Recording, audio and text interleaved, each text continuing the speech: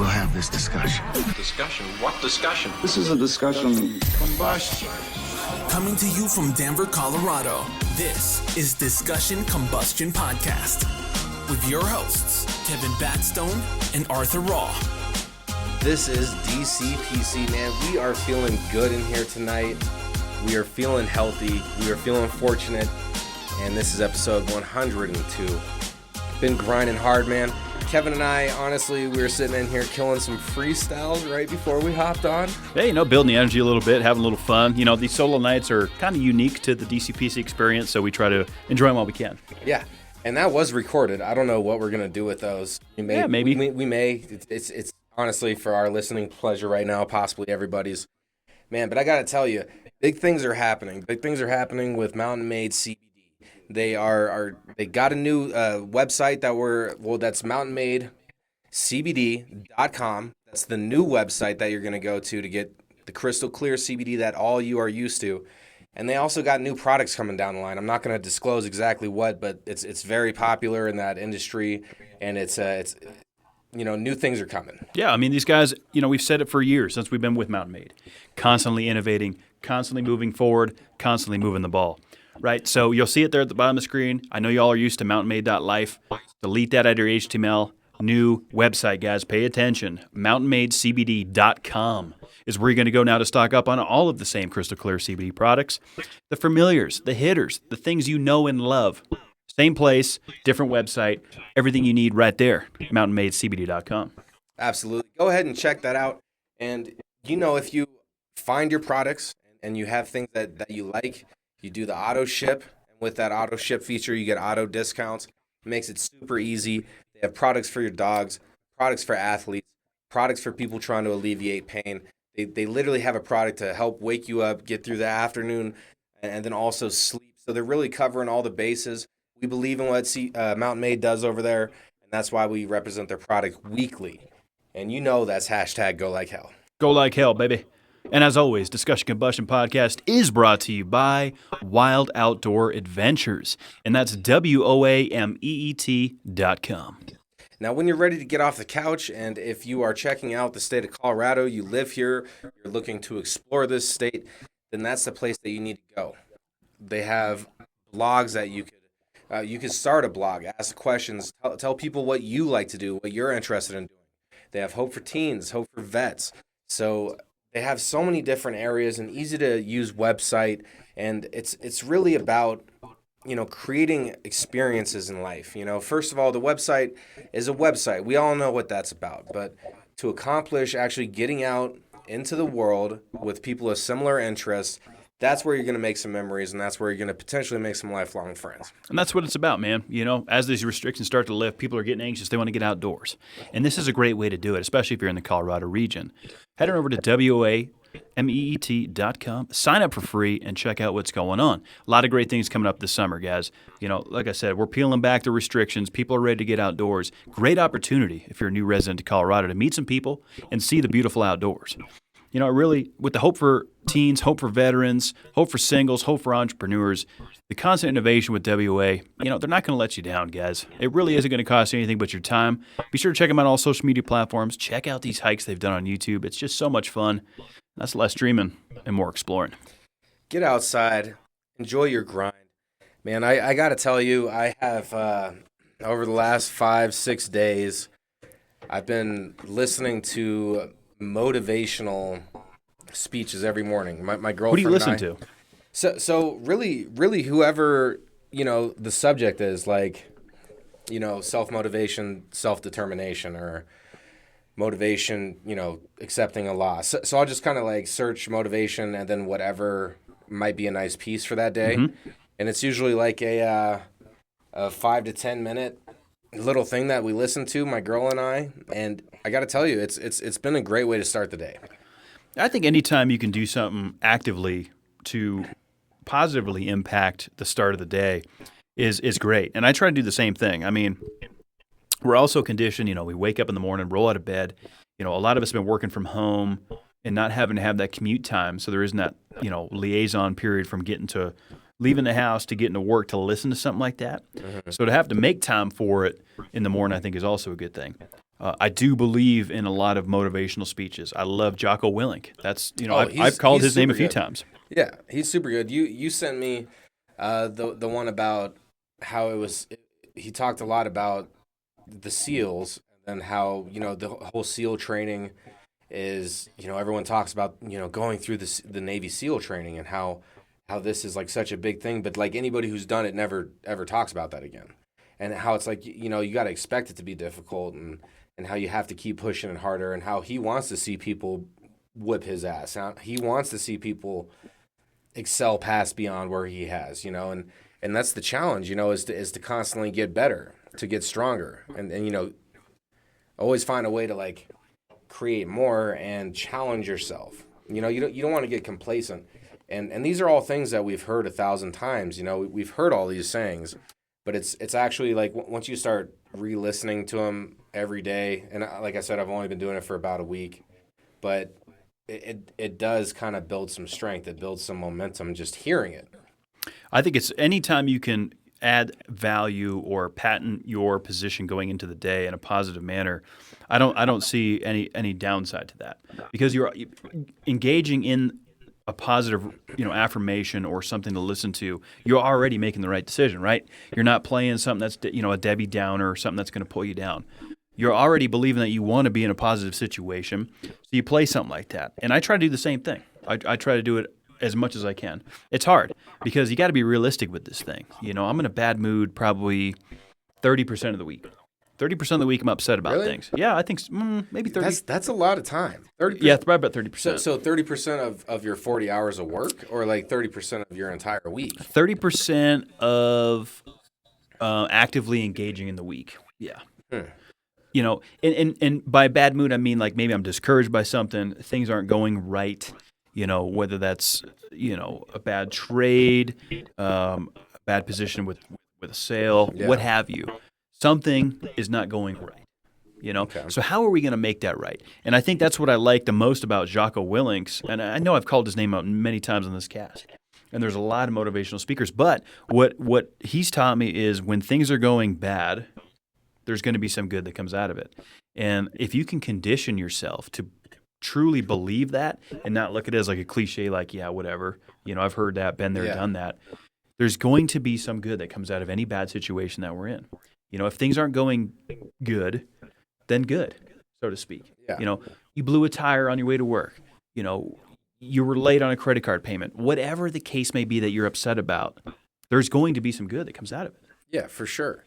And it's when you're experiencing cliches and stuff like that, like, yeah, I've heard that saying, I've heard it a bunch, like, of course, like everybody knows that, right?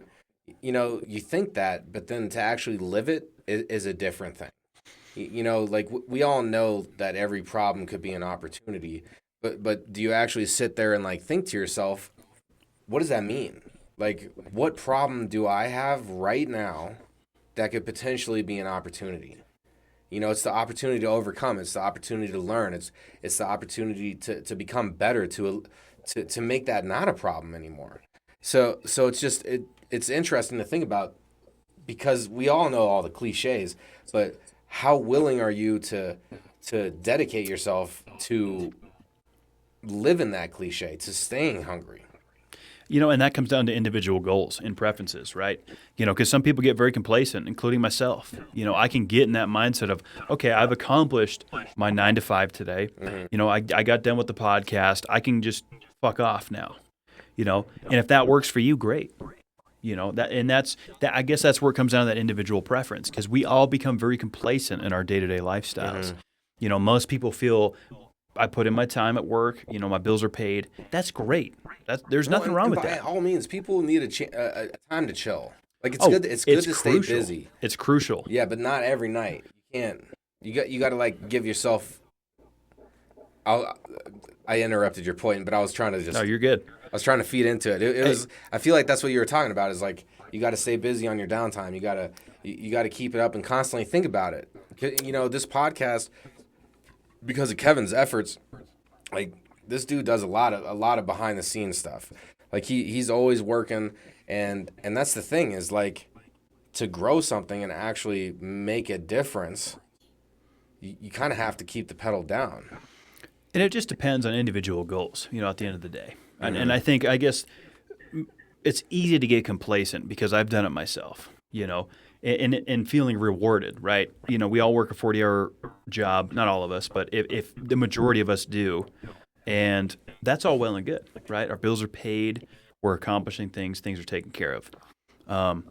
But if you want to reach that next level, and really unlocking your potential, so to speak, it's going to take that added effort, I feel like.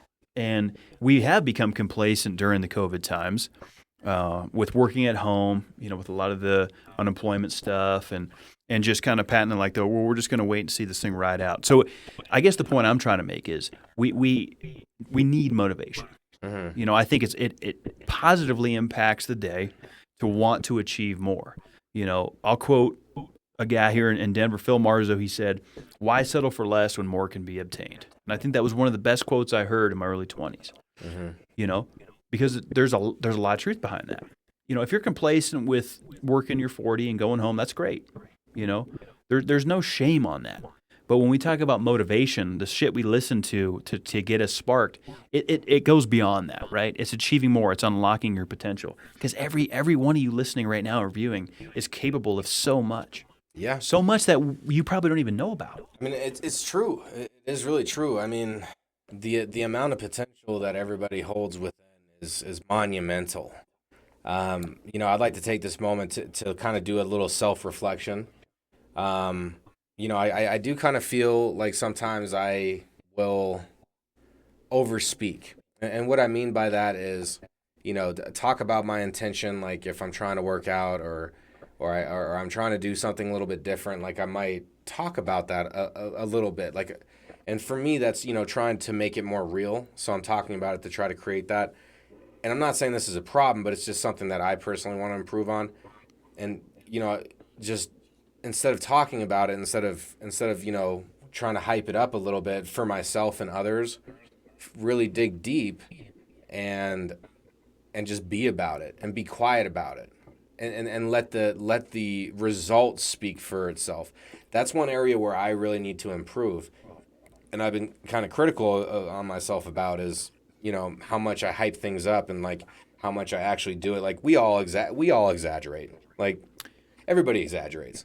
Yeah, I think that's a natural reaction to a situation. If you're excited about something, you want to pump it up. But some people also hold things very tight to the vest.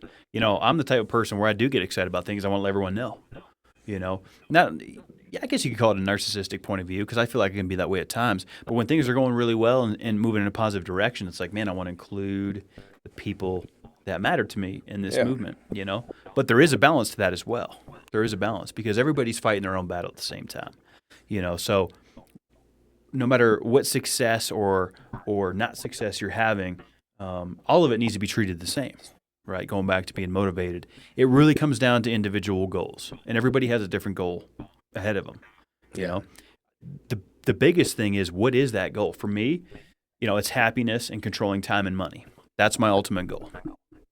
And for somebody else, it might just be being complacent, I just want to be able to pay my bills. Being able to relax. Yeah, be able to buy a house, and that's fine. I think that's terrific to be able to achieve your goals. If that's your goal and you're achieving them, then you're doing it. Yeah, I mean, the main point that you're trying to echo is like know what your goal is to begin with. And that's like, where you have to really get down to it. Like, where can I use improvement? Where can you use improvement? Let's be honest with ourselves. Like, what are we experiencing truly day to day? Like, let's be very raw and honest. It might be hard truths to swallow. Is that acceptable? Like, what do you want to tolerate? How do you want to come out of that? Like, how do you want to grow? And so those are questions that I try to ask myself. And for one thing, like what I was just talking about, like I'm trying to just do things a little different. Like I fell off of riding the bike a lot, and I was riding it a lot, and just little things like that where like I like you said, what are your goals? I want to have good health. Like I want to have good personal relationships. I want to have a good relationship with my family, with my friends, and keep that circle close. And I want to have personal success. I want to have success.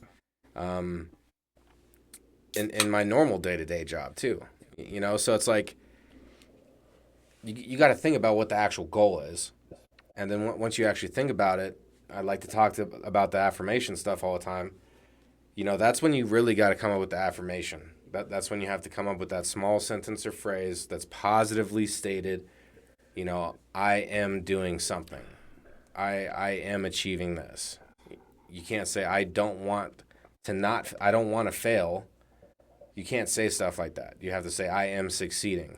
You have to phrase that affirmation, see it, and feel it. How do you feel accomplishing that? I know I've covered these things a bunch of times, but I constantly need to remind myself of it as well. And get those goals in mind. Be critical with yourself. Get your goals in mind. Do the affirmation. That's where the power is. Absolutely. And I can echo that because I have found personal success doing affirmations as well. It's difficult to do consistently, but that's also part of the challenge, right? If it was easy, everyone would do it. That's the thing. If it was easy, everybody would do it. And what's easy is sometimes taking that backdoor approach, just doing the bare minimum, settling for less when more could be obtained. So positive affirmations, I think, do speak volume to unlocking potential. Now, consistency with that also is something to piggyback off of because... So they say 3 to 5 times a day, 1 to 3 minutes. You do your affirmation seating technique, which is feeling the emotion of accomplishing, and then visualization. So 3 to 5 times a day, 1 to 2 minutes. I could see that. I could see that because just on my personal experiences of repeating things and affirming things, that's usually about the time frame that it is. Because if you sit there for 2 to 3 minutes, let's say 8 o'clock in the morning, when you're starting a typical workday, it does have a positive impact. Now, one thing about motivational speakers that I do see a lot is they just constantly drive, believe this, no, done, stick to the platform. You have to also give yourself a little bit of wiggle room there with having an off day. Yeah. Just like dieting does, right? It's like, okay, here's your diet, do this, don't eat that, but have an off day. Everybody's going to have an off day. So to sit there and demand perfection and consistency 100% of the time is just unrealistic. You got to give yourself some wiggle room. Yeah. Maybe you got fucking hammered on a Saturday night. You're not doing your affirmations on Sunday. That's okay because you know what? You will on Monday. Absolutely. I mean, I was fortunate. I learned about this stuff when I was younger, 11 to 13 in that age range. I learned about affirmations. And so I've been practicing for more than half my life at this point. And it honestly took about 10 years of constantly trying to do it and remembering to do it to where it becomes like when I kind of wake up, you have that moment when you wake up, you don't want to wake up yet, but you still can't go back to sleep. So that's the moment where I'll try to, throw a couple in. Like, I excel at what I do. I'm going to do great at my job today. I'm a professional in my business. I'm an expert in my business. I'll just throw those out there. But to echo Kevin's point, that only happens to me because I have practiced forever on it, and I've still had lulls where it's been like 2 or 3 months where you forget to do the affirmation. And I've noticed a difference in my attitude and my daily cycle when those lulls happen, when I'm not using affirmations, when I'm not encouraging myself, when I'm not feeding my subconscious positive thought, like life gets a little more difficult, and it's easy to get caught in that difficulty and complaining mindset. And there's a problem because problems happen every single day. Nothing really ever works out as you plan. So that just has to be part of it. That has to be part of life and how you live. You can't expect, and so you can't let all that stuff get to you. You have to keep grinding. You got to factor in the fact that there is no such thing as perfection. Yeah. And it's not always going to be green days and sunshine. You look at the stock market, for example, on average, the stock market has 56% green days, right? Which means gains. 56% of the time we're up. 44% of the time we're down. Okay. Right? So it's in the ratio of being positive. Right. Yeah, it's definitely leans positive, but the fact remains there still is going to be a lot of red days. Yes. And that's just part of it. So factoring that into your lifestyle and knowing that there's going to be some off days, which is something that I need to get better at too. Because my off days, ask anybody around me, including my co-host. When I'm not doing well, everybody feels it. My girlfriend the most. My mother could attest to this. When I'm pissed, when I'm a little bit irritated, everybody else is going to be as well. Yeah. And that's something I got to work on. I've been working on it for years. It's tough, man, because as a passionate person that puts your heart and soul into everything, when down days happen, it really is discouraging. It can pull you down, and you just want to say, fuck the world, this, that, and the other. That's your time to shine, man. That's the time to shine, exactly. That's when you got to, recognize that shit. So today, for example, like something went wrong where I thought I had scheduled something because I'm fucking great at my job, but, one got missed. And, a truck was sitting there waiting to get loaded, and because I missed that, they weren't going to get loaded today. And if you want to maintain a relationship, you're going to have to pay them a truck order not used. You're going to have to pay them for their time to show up to the shipper and not get loaded. So that's $150 that I had to pay out, and I was very upset at myself when I first realized that. Whenever I make a mistake in my job, it always costs money, and so mistakes are very difficult for me to deal with, and I get pissed off. I start cussing at my desk. I start wanting to bang the desk. I get frustrated, very frustrated, and that affects my girlfriend. We work at home together, so she's right next to me. She could hear all that and feel that energy, and maybe I let it happen for a minute or two, maybe 3 minutes, but I started to try to just think about what you said, how your energy is going to affect everybody. It's going to change everybody's day. I started thinking about how my energy was affecting the day and where we were at before. So, I just realized, I made a mistake. I'll make it up on the next load. We'll book some more and just handle it and move forward. And that's the biggest thing that I think I'm trying to echo is it's okay to make the mistake. You just got to be willing to move forward. You have to acknowledge it and move forward. Yeah, it's all about how you rebound from it, right? Because we just can't sit here and beat a dead horse over and over and over again. Where the hell are you going to get with that? Yeah. Right? You just get pulled into a negative feeling if you're just going to hash on this. It's over. It happened. Let's learn from it. And it's easier said than done. There's no question about it. It's a cliche at that point because, when I'm not having a good day, it really does. It ripples through a lot of areas in my life. Always has. Always has. Not that I don't see the bigger picture, but it's just very difficult in that moment. And I'm sure a lot of our listeners and viewers can relate. When you're feeling that down and you just feel like, fuck it, who cares? Yeah, who cares if I punch a hole in the wall? Who cares if I throw something? Who cares if I yell right now? Yeah. It's going to happen at times. And it's okay if it does. Doesn't make you a bad fella. Doesn't make you a bad individual. Doesn't make you a bad person. These are normal feelings to have. They are. Everybody struggles, so this expectation, which we've touched on a lot in this cast, with what social media sets out there for perfection and no errors, and you got to look and act this way, is nonsense. It's just complete fucking nonsense. Be yourself. Have these downtimes because they're real. But be in the moment. The biggest thing I learned in anger management and therapy and alone was being in the moment and being able to acknowledge when you're in that position of a mindset of, man, things aren't good right now. I don't feel good. I'm not feeling positive. I feel like I might fucking snap on someone I love the most. When you can acknowledge those things, those are the pivotal moments where you can make an adjustment. Not necessarily in the moment, but just analyzing it maybe the next day. Maybe when you and I talk the next morning on a conference call and go, man, this is what I felt about this. I probably could have handled this differently. Being able to reflect, adapt, analyze is crucial. Oh, yeah. Just being upfront and honest. I'm so into motivation. I feel like that could be an avenue that would be a lot of fun for me just because the reward of helping people would be to do some motivational talks.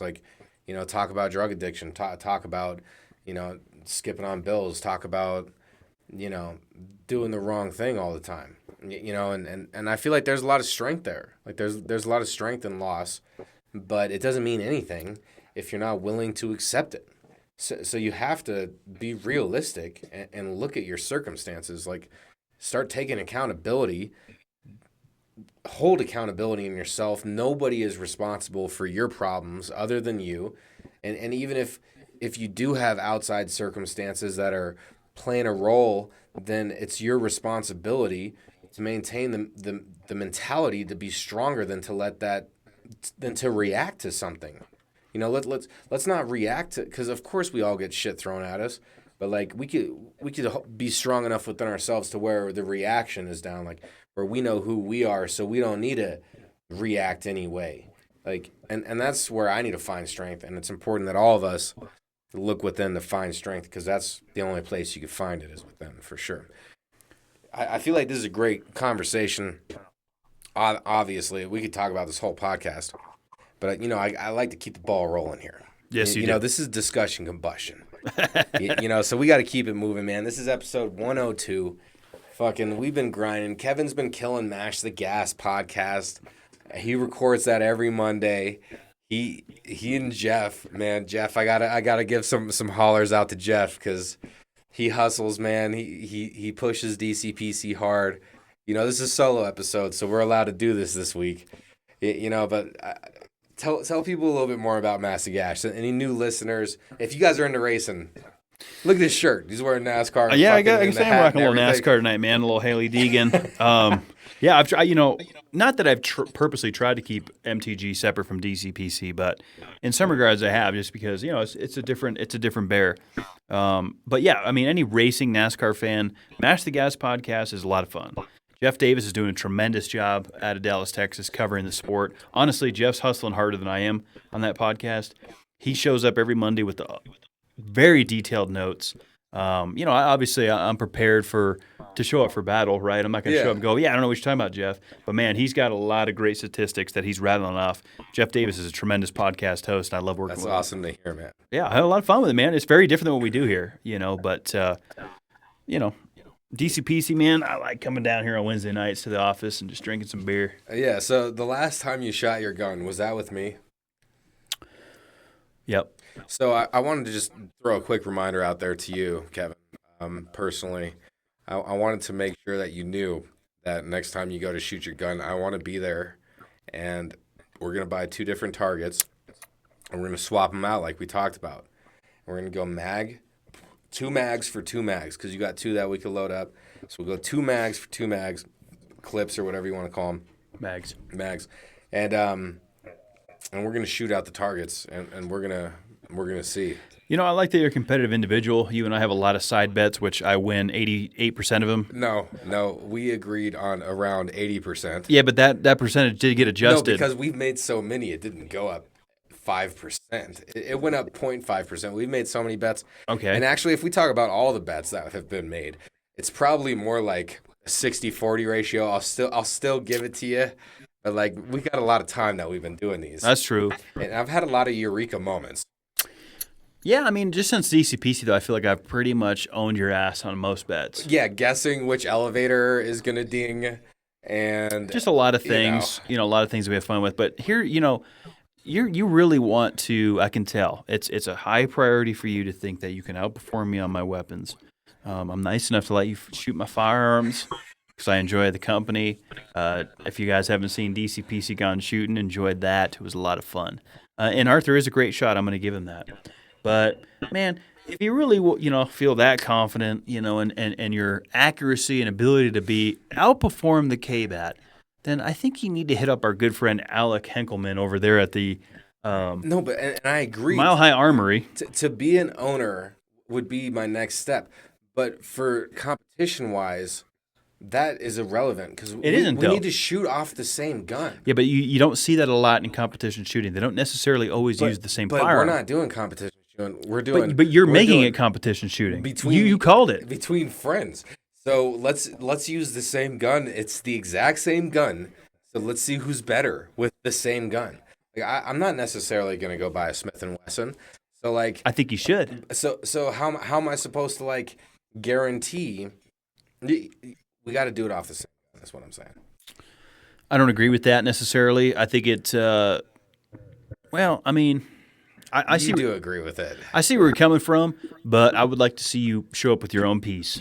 And then because I like doing that. I like competing with guys that show up with their own weapons. So we'll do that the time after. No. Mm-hmm. No. Yeah. What do you mean? No. You agreed to this before. You said you agreed next time.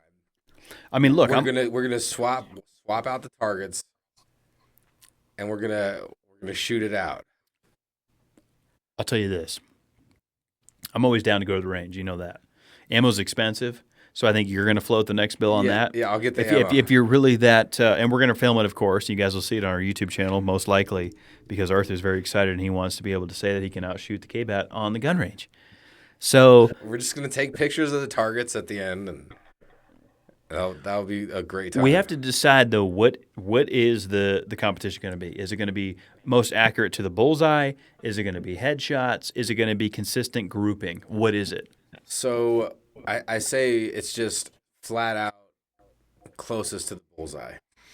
So, okay. Keep it simple. Yeah. That would be fun, man. And yeah, it's a little outlandish, but you know, I'm an Ebenezer teaser, as I like to tell my girlfriend. You know, I'm an Ebenezer teaser. I'm always, trying to push the envelope a little bit, and how, what's the limit? What kind of reaction can I get? And honestly, it's gonna be a lot of fun, regardless. And Kevin is very competitive. So you already know that I'm going against somebody that owns the firearm, cleans the firearm, is competitive with the firearm, takes pictures with the firearm. well, you're the one that's pushing the competition aspect of it. I just I want to get everybody out there that I can, new shooters. Because I think you flat out told me that the first 9mm and 223 5.56 AR-15 round you ever shot was through my firearms. That is correct. So that, for me, is rewarding, that I can introduce somebody to who's never shot these kind of calibers before. I was a little intimidated showing up to the gun range that day. Honestly, guns are intimidating. They can be. Well, they are for a freshie. You're coming in. You've never done it before. You're dealing with something that creates death. It's a sport. It's a sporting rifle, but it has the power to take life. There's a lot of respect that I needed to have walking out there. I felt like I needed to have that respect before I, was willing to partake. And I feel like that goes with a lot of things. You should respect whatever you're doing before you dive in all the way. Really feel it out with yourself. Yeah, I think that's accurate. The battle is won. What is it? The war is won before the battle is fought. The more you know going into a situation. But see, a lot of it's still hands-on, though, that hands-on experience. Being out there in the trenches taking grenades, as I like to say. As you do. But it just depends on the situation. I mean, knowledge is power. The more we know, the better off we are. Shooting firearms, yeah, it absolutely is dangerous. No question about it. But in a controlled, safe environment, you can learn a lot. Hell yeah. And it's fun, too. It's fun. It's a stress relief. And it's something that is unique to America. And so, red, white, and blue, baby. I'm from the good old CO in the U.S. of A., and I represent that for sure. But I definitely, I want to make sure that I say this as an American. I have an open mind to any other culture out in the world. And there's a lot of negative media and press on United States and how ignorant our populace is. Sure. Don't we have that in every single population across the globe? Aren't there always some ignorant-ass people in the group? Come on, guys. So I just want to say that, I respect everybody, regardless of the color, regardless of the situation. It depends who you are. How do you portray? How do you conduct yourself? How do you respect yourself? And that's where any judgment that I'm allowed to have comes in.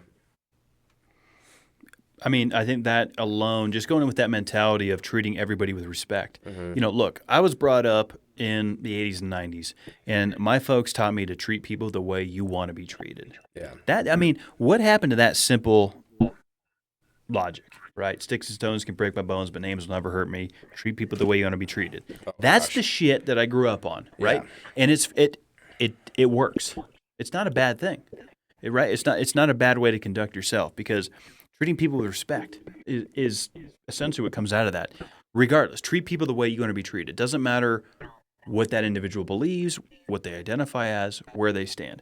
If you treat them with respect and they treat you with respect, there's no issue, right? So I think you could disagree, but have respect for each other and not have an issue. Exactly. Yeah. We have it all the time. I mean, there's plenty of people that have sat across this table from us, just speaking for myself only, that I don't agree with, but there's still respect there. Yeah. Because respect speaks volume. Give people respect until disrespected, and even when disrespected, still give respect, right? Kill them with kindness. Smile away. Yeah. How are you gonna react to the external influence? Like that's what we were just talking about. Like that's one area that like I feel like there's so much strength there. Like yourself to the core, and so regardless of what kind of influence life is thrown at you that day, regardless of what kind of problem, you're gonna stay cool, calm, and collected. You're gonna act about like that. That's one of my favorite areas. And when you do it, and you actually find yourself in that circumstance, and you are demonstrating trueness to yourself, man, that feeling is good. It is good. It is good, especially when you can capitalize on that moment. If you set your goal for that, not looking for fights, not looking to push back with people, because I feel like a lot of people get a lot of dopamine and excitement from having disagreements right now, which is great. I think disagreements are healthy. Well, like arguing like creates like this. Yeah, they get excited about it. They go out there looking for it, almost like, hey, I'm going to throw this out there looking for a disagreement. Yeah. I've done it. I'm guilty of it. I did it a lot in my early 20s. Like it makes you like, oh, what kind of ripple can I cause? Like it's like that kind of high. Yes. Okay. I think so. But everybody's different, but I feel like a lot of people do get off on challenging someone's opinion, they're not just spewing all this shit out without anything in return. They're looking for someone to challenge them back so that they can spew out whatever, and that's all well and good. We see it a lot on social media, the keyboard warriors, whatever we call them, I would respect it more if it's in person than on social media. Yeah. To me, that speaks more volume. It shows your position a little bit more. Have these real interactions, man, Well, I mean, that's true, though, because people feel like they can say anything in an online environment. Mm-hmm. They feel like there's no repercussion. They don't see the impact that their words have. So when you switch it to an in-person conversation, and if you could approach every conversation like that, in person or not, you could approach it like that, where you're going to see the consequences, you're going to deal with it face to face. We just need to respect each other, and no one likes a drama queen. Like no one likes a drama daddy, a drama mama, whatever the drama is coming from. No one likes that. Like it's okay if there's issues, and it's okay if we have to hash it out. But in the big picture of it all, like what does talking about problems that have already been hashed out, and I don't know, there's just so many different layers and different viewpoints that you could have of an argument. Like, what's the right way to argue? What's the right way to disagree? And honestly, I'm going to say it. People's feelings are too easily hurt nowadays. And it's kind of a joke. Like I'm going to go on a line here. Like I totally am with all the movements, LG, the gays, like everybody, like the bis, the trans, everybody, I agree with that. Like live your life, have a happy life. Like there's nothing wrong with that. But as like a modern person in this world, and I've heard it from outside of here, like being a white dude that is straight, like there's a lot of judgment that is on that right now, because I'm not of color, because I'm not, promiscuous in those ways, which I agree with. There's a lot of stereotypes, and it's important to always get to know people, and never judge people prior to getting to know them.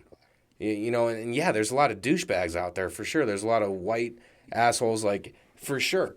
So I'm not going to discount that either. But it's just, if you're going to take time and, like, spew hate for no reason, especially in places that have never presented an issue in the first place, then where are you spending your energy? And I know that's risky for me to say and all, but, that's truly how I feel. And like, I'm not hating anybody, but, I have my opinions. I think that's fair, and there's no hate behind that statement. I mean, I think that's a reality of what we're seeing develop. A lot of people are scared to say or interact or take a picture next to certain individuals because they might believe something or say a certain thing. And that's what I think scares me the most, right? This is a First Amendment country, freedom of speech. Now, with that comes great power. With great power comes great responsibility. Every action has a reaction, so to speak. And we do live in a time with what we say can impact and infuriate people. But what I'm seeing develop is that it's becoming compartmentalized into what is acceptable to be said. Now, of course, everyone's in agreement here. No one's trying to spew hate. That's unnecessary. It's ridiculous. Everybody's included. We love y'all. Give respect, you get respect back. That's the bottom line. But stating an opinion on something or taking a position, can literally cost you your job. It can cost you sponsorship opportunities. I mean, that's where I guess I get a little bit concerned is how we start to squeeze what's acceptable. Yeah. Because a lot of things are said that are taken immediately out of context and assumptions are made. Oh, you must believe this if you said that. And that's what's dangerous with it, I think. And social media has echoed that for sure. So we do live in a dangerous cancel culture type time. And I just don't want to see us get too far away from people being able to freely speak their mind without spewing hate. I'm not going to defend that. No one's trying to spew hate. If you're doing that, then you deserve to be eliminated from, being included in this conversation with the First Amendment kind of thing. Yes, everyone's entitled to free speech, free belief, stuff like that. But if you are organizing and contributing to organized hate, organized crime, things of that nature, I'm not going to stand with that. I think everybody has a right to voice their opinion. And some of these opinions, I feel like, are being compartmentalized. If you don't believe this, you must believe that. Yeah. And that's the problem I think we're running into. Well, and like you're saying, it doesn't matter how you identify, as long as you have respect. And we both stand by that. And that's important to know. That should be how anyone should think. Like, it doesn't matter how you identify. I'm going to respect you. I'm going to respect where you came from, and then of course you could build on that or lose from that. So, because some people don't deserve to be respected. Some people deserve they've earned and grown in ways that like you can't deny it. So like you got to put the energy in the right place. And like what Kevin's saying, regardless of how you identify, if you're creating a stream of hate, then you should think about that. You should maybe you don't sleep so good. How would you talk to those people in person? Maybe think about that. And something else that we could think about is some would you rathers. So I got a couple for Kevin. I came up with these on the fly. So Kevin, would you rather be abducted by aliens, probed, studied, and then brought back? Or would you rather be a prisoner of war and free due to negotiation?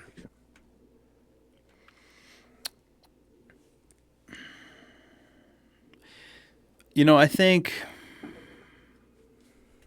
that's a tough one. I think I'm going to take the POW stance because it was contingent on I'm able to negotiate my position.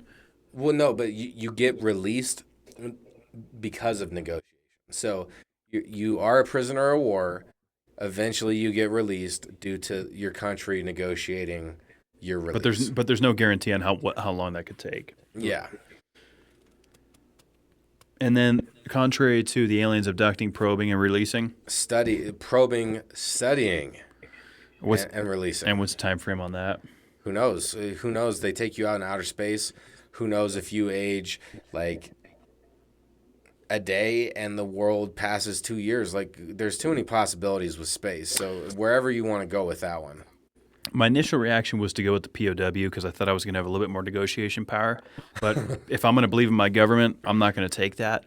So I think I'm going to go with rolling the dice on going up there and being probed, studied, and then released. Yeah? Yeah. Okay. So that's the risky move. I mean, honestly, war is ugly. We know that, right?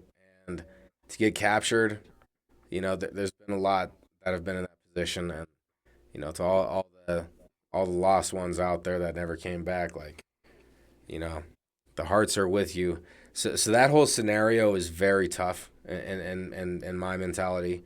You have to fight this war, this conflict. You have to get captured. Probably all POWs get tortured. So you're dealing with that. And just trying to survive in there. So that's probably extremely tough. And we know that's tough because that happens, opposed to getting abducted. Getting probed, that's very uncomfortable. I would say you're probably conscious through this. Why not? And getting studied, what does that entail, getting studied? Like, what does that actually mean? Do they cut off pieces of skin? Are they taking your hairs? What are they studying? What's the depth? There's two big differences, is that one you'll get awarded for, and the other people are going to call you crazy for the rest of your life. But they're both contingent on how everything pans out. There's no guarantee either way. Yeah, how does it pan out? I mean, just with how horrific, I have never served, but, I know people who have, and we support our vets here at DCPC, and we know the struggle, not personally, but through story, and we respect that. So, I don't know. That's very tough, and I'm going to go with getting probed by aliens as well.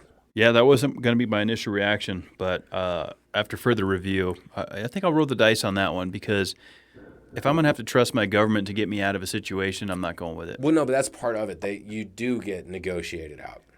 But we just don't know the time frame on it. Yeah. It could be 10 years, it could be 15 years, it could never happen. Yeah. So I'll take the unknown, something I know nothing about, and get probed, studied. Yep. See what happens. Yep. I'm going alien study status. That's what I'm going on that one too, man. All right. So what we got here for another one? If you had to pick between eating a live spider or eating a live centipede, both could fit in your mouth. It's not like one of those long, rainforest centipedes.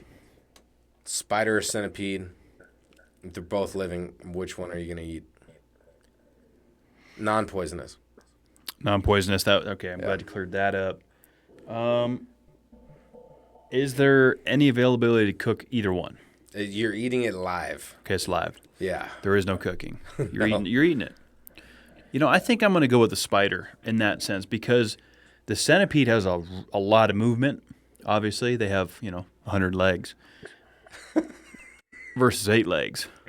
So I feel like the best way to take down the spider, and we don't know what kind of spider this is. It could be just one that's like big enough to fill up your whole mouth. We know a centipede's a centipede. Yeah. Versus a lot of spiders. Well, yeah. So like if you're dealing with a centipede, it's like probably that long. So it's like a noodle length.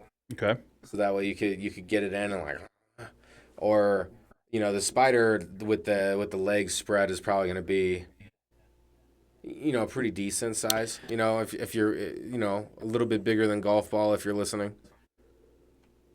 Yeah, I'm not trying to eat either of them, honestly, Arthur. But if I had to pick, I'm going to go with the spider, I think, because the centipede is strong. It has a lot of wiggle movement. And that's a lot of exoskeleton too. I feel like that would gnarl me out more. Like with the spider, we're dealing with 8 legs, right? So I could take all 8 legs depending on what creature, wolf spider, hobo, you name what kind of A hobo spider. Yeah, hobo spider.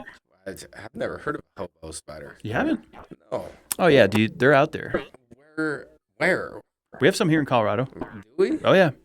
Wolf spiders, hobos are probably the most common. We have the brown lacrosse and black widows, but you already said non-poisonous, so those are already excluded. So I'm thinking, just your basic kind of 8-legged spider. Wolf spider. Wolves, let's go with wolf, Yeah. which they are ugly. They're creepy as fuck. They're hairy. They can be kind of goofy, but they're not poisonous. They're pretty docile. I'm going to go ahead and take their legs, and hold them together, right, and probably rip the body, eat that first, because I got to eat it live. I'm not going leg first because I don't want to feel the movement. So I feel like you're gonna feel the movement. Minimizing the movement is why I'm going spider, because you're dealing with 8 legs versus 100. Yeah, that's true. That's true. That's my strategy. I'm going with spider too then on this. Like obviously this is a would you rather that you don't want either. You wouldn't rather either. But yeah, I'm going spider on this, even though Spiders creep me the hell out. Yeah, I'm They not a really huge do. fan. I'm not a huge fan of spiders. I'll be honest with you. They make me a little bit woozy. If I had the option, I would cook it, and Well, I yeah, would still I mean, take you can make a lot of things. Bugs taste great cooked. cook the hell out of it. Yeah. Butter, Yeah. slather it up. I mean, if you're in a survival situation, Fry it. you don't have those opportunities.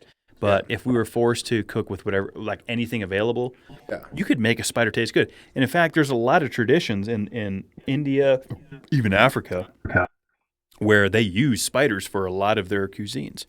Yeah. They eat them. Well, I know, and that's why I said live, because anything could be easy to eat cooked, and like deep fried or however, Mm-hmm. So tell me if I've done this one before. If you had to pick between being a werewolf or a vampire, I already feel like you've asked me this. have I done this one? I mean, if you probably. I mean, I've talked about vampires before. It's hard to remember. Yeah, I feel like you've asked that one before, but who the hell knows after 102 of these? Werewolf So or what vampire? else can we throw in the mix? Because I wanted to add a third one, but I couldn't think of it. A vampire, a werewolf, or a... Just being a good person, maybe? Well, no, because everyone's going to pick the good person then. I mean, I don't know. Werewolf, vampire. I mean, I guess those are kind of dark. What else is dark? Maybe being not a good person.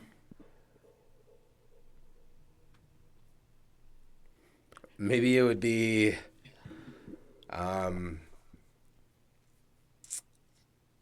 what's another mythological type of... I mean... A Frankenstein. Yeah, but... Yeah, so if you had to pick between being a werewolf, a vampire, or a Frankenstein... I think I'm going to probably be... I think I'll still be a werewolf because I feel like they have the most maneuverability of the three. A vampire, I mean, yeah, they can do some shit. They suck blood. Frankenstein, I mean, he needs assistance. Obviously, he was Frankenstein to begin with. But a werewolf has a lot of mobility. They're aggressive. They can move quickly. I'll probably take that. Yeah. I'm going to agree with your choice because they do have a lot of mobility. The vampire's out at night. That's basically it. Right? Yeah. Because the sunlight kills And I mean, unless you're like I'm not- Twilight sparkly vampires. Yeah, and I'm not picking something that can be defeated by garlic. All right? I got garlic cloves at the house, I'm not going to, why would I take that? That's a very good point. Yeah. Or a wooden stake. What defeats a werewolf then? Just cutting off its head? Sheer force. Silver bullet. No, that's what it does. Yeah, but I mean, you have better odds out of those three. Frankenstein, I mean, what's he doing? He's got a fucking bone in his neck. All right, he was manufactured to come back to life. I'm taking the werewolf. Yeah, I'm going werewolf too, and I don't believe in the Twilight vampires for 1 second. Sparkly in the daylight. That's more like a fairy concept. Yeah. If you're asking me. Okay. Do we got a word of the week, Kevin? Oh, we do. Yeah, we sure do, brother. Man, these solos, where are we at? We're almost fucking wrapping this thing up. This word of the week submission comes from Amy out of Albuquerque, New Mexico. Albuquerque's a fun city. Thank you, Amy. Yeah, they have great green chili down there. Hatch Valley is just north of there. Actually, my co-host from Mash the Gas is from Albuquerque. So That's cool. Yeah, it's a pretty cool city. Albuquerque's fun. And thank you for submitting this word of the week, which is garish is the word of the week. Garish. It's an adjective, which often means a describing word. Garish. Yeah. Garish shirts in all sorts of colors is my sentence. Okay, so garish, I'm going to say, is the shirts. That helps a lot. So I'm going to say that it's like, loud. It's kind of demanding. To be garish is making a statement. It's doing something that isn't probably recognized by society's norms, but also is respected by its influence. That's what I'm going to guess garish means. I think that's a pretty detailed and almost accurate description. I mean, the definition of garish in itself is obviously bright, showy, vibrant, lured. So Okay. something that's very prominent, right? So if you have a garish presence, you're out there, you're feeling good. Yeah. You're bright. Jovial. It's showing. Yeah, you're jovial, which is I think one of our other previous words of the week. So garish, being garish is being bright, standing out there, noticeable. Hell yeah. Well, fucking, we already know what the believe and achieve is for this week then. You guys know you got to believe and achieve having a presence of garish in your life. But let's really think about that. Like, how can we shine bright? Well, we were talking motivation at the beginning of the pod. We're talking about looking inward, really being critical about ourselves, how we react to things, and so I feel like garish actually ties into that pretty well, because if you think about it, if you can really focus inward, handle your business, respect others, be happy about yourself, feel accomplished, accomplish your goals, and treat people well around you, then essentially you're going to create a garish environment for anyone that comes around you. And so believe in that. And that's the struggle is believing in ourselves. And I feel like that's the most important thing to believe in. And that's why it's probably the hardest. So let's believe in ourselves. Let's be the light. Let's be the statement piece. But do it with a humble mindset. I mean, that ties, and achieve that. Yeah, absolutely. And that ties back into what we kind of opened the up with, man, just talking about, the struggles and getting discouraged about things and trying to stay motivated, flourish yourself with these garish things, that's out there. It's totally obtainable, totally achievable. You just got to believe it to achieve it. You got to let it rip, tater chip, to get there. And, a lot of that sounds cliche, but the fact remains, having a little bit of an active effort towards it day after day, getting out of bed and saying, man, I want to be better today than I was yesterday, is not an unrealistic expectation. Everybody's capable of doing it. There's going to be some bad days. There's rainy days. You got to ride the wave. You got to weather the storm. That's a part of life. It's something I'm still learning at 32 years of age. But there is a lot of garish things in this world. And that's the kind of stuff that we got to capitalize on and build off of and really cherish and appreciate. Man, I mean, what it was Amy? Amy, what a great word of the week. That's terrific. That tied in perfectly to the conversation we were having. And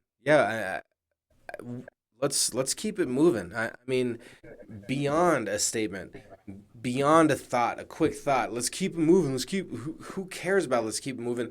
Let's make it happen. Life is going by.